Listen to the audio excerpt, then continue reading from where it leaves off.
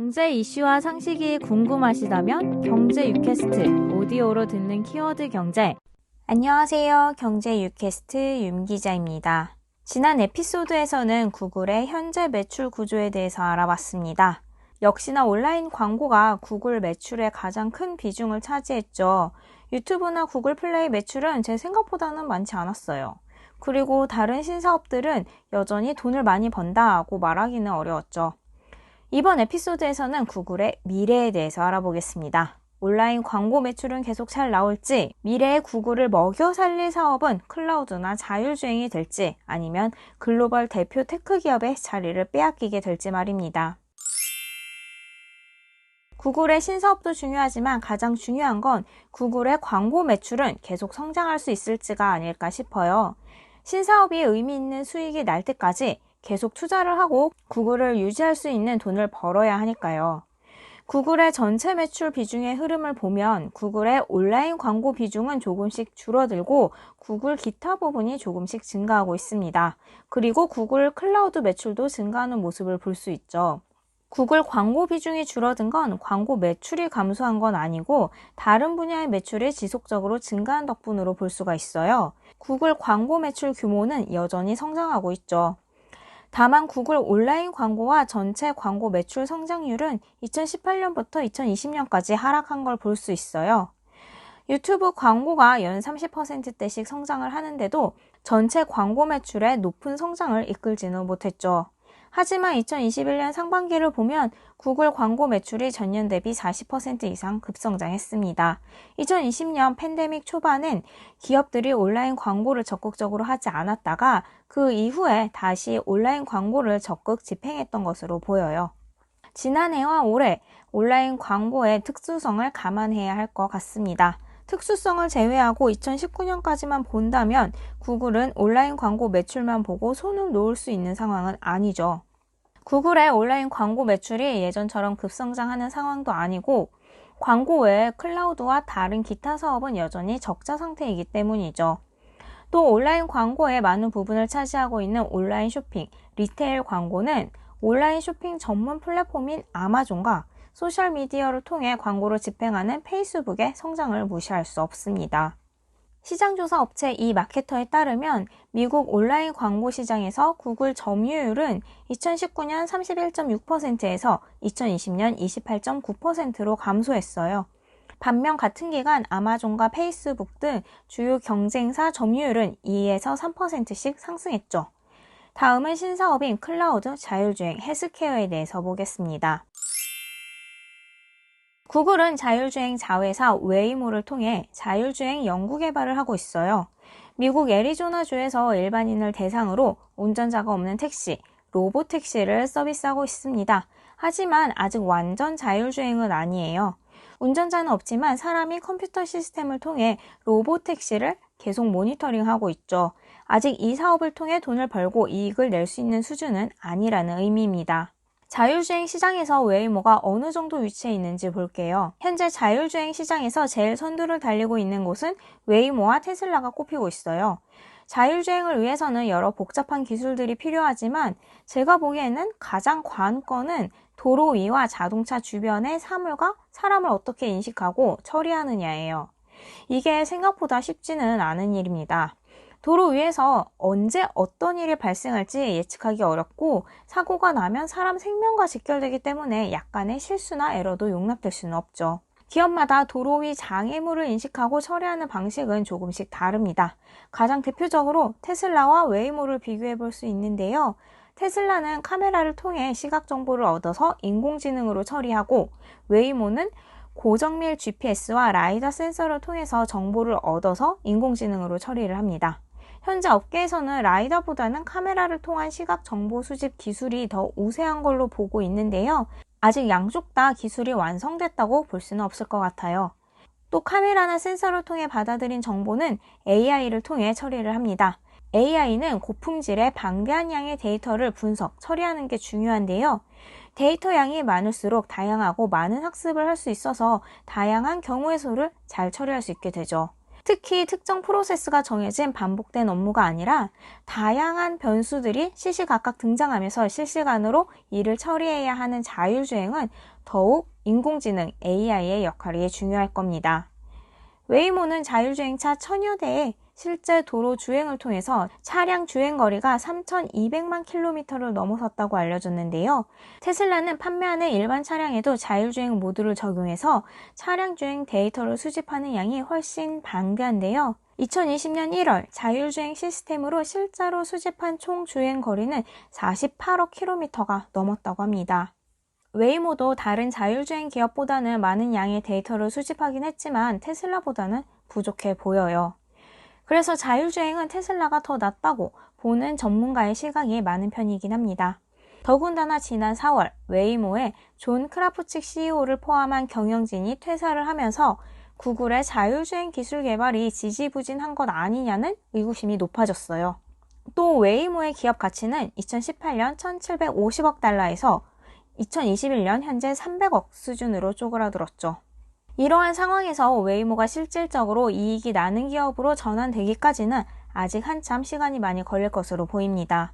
월스트리트 저널에서는 구글이 자율주행 로보택시 사업 모델을 적용하려면 전 세계 5곳의 최대 차량 호출 도시에서 로보택시를 운영할 규모를 갖춰야 한다고 웨이모 전 임원의 말을 인용했습니다.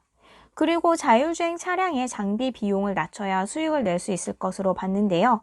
현재는 차 한 대당 20만 달러가 넘는 장비 부품을 갖추고 있죠.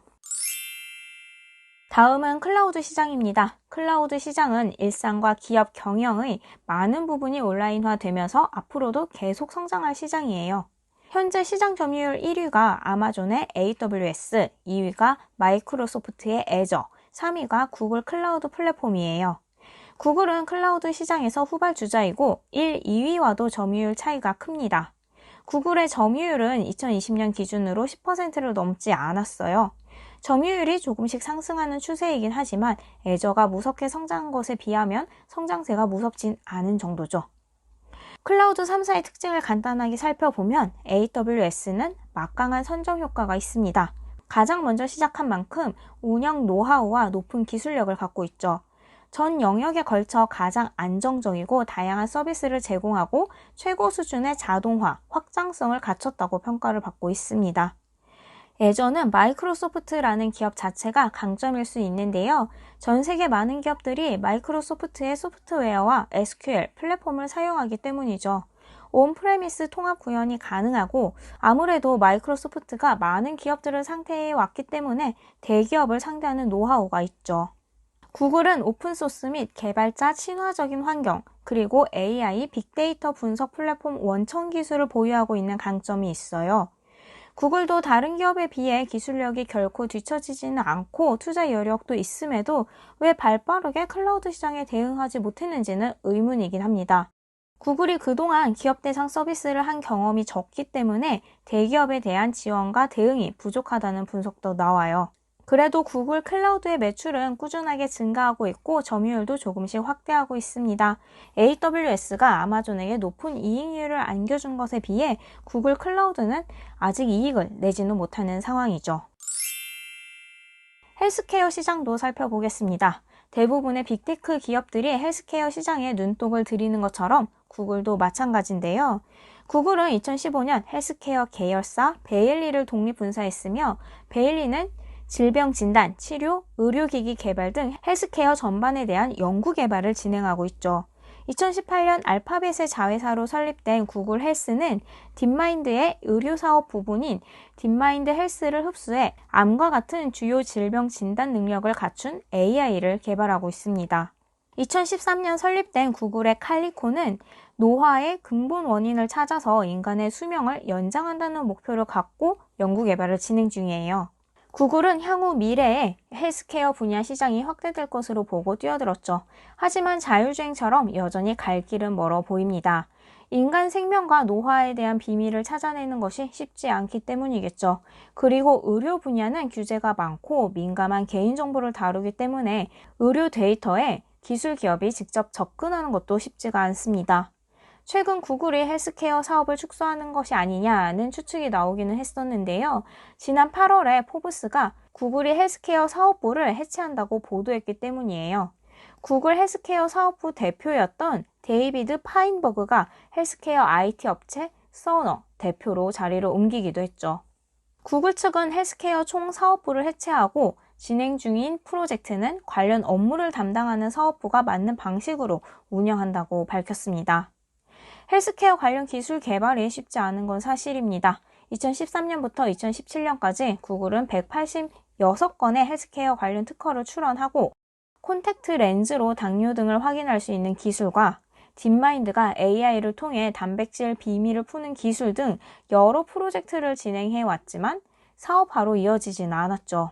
그래서 업계에서는 구글이 헬스케어 관련 투자를 줄이려는 것이 아니냐는 추측이 나오는 것입니다. 구글의 온라인 광고 매출과 자율주행, 클라우드, 헬스케어 신사업을 살펴봤는데요. 이 외에도 구글이 준비하고 있는 사업은 더 많이 있습니다. AI 분야도 있는데요. 구글은 AI와 데이터 분석 관련 원천 기술을 많이 보유하고 있죠. 구글은 사용자들의 디지털 생활과 가장 밀접한 기업인 만큼 가장 많은 데이터를 보유하고 있을 테고 이는 구글 기술력 향상에 모두 바탕이 되기 때문입니다. AI는 모든 분야에도 활용될 수 있지만 향후 구글의 홈 가전 생태계를 위해서도 적용되지 않을까 싶어요. 집안의 모든 기기들이 구글의 OS로 연동이 되어서 또 여기에 AI를 적용하면 생활을 더 편리하게 할 수 있도록 하는 것이죠. 하지만 이 분야도 아직 보편화되지는 않았습니다. 사람들이 가정에서의 IoT 생활과 AI에 명령을 내리는 것에 아직 친숙하지 않기 때문이죠. 구글의 여러 미래 사업 중에서 미래 성장에 대한 뚜렷한 답이 나온 분야는 아직 없습니다. 구글 입장에서도 아마 온라인 광고 이후에 새로운 캐시카우를 빨리 마련하고 싶을 텐데 아마 골치가 아플 것 같습니다. 온라인 광고 경쟁자들은 많고 신사업은 계획만큼 잘 안 풀리니까요. 하지만 구글의 신사업 분야들은 시간은 오래 걸리지만 언젠가 사업화가 진행된다면 성장은 보장할 수 있지 않을까 싶습니다.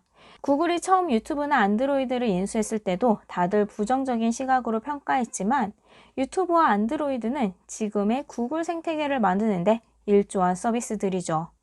구글이 기존에 잘하고 있던 온라인 광고 매출을 통해 더 많은 돈을 벌어들이고 신사업에 투자를 하는 기간이 더 길어질 것 같습니다.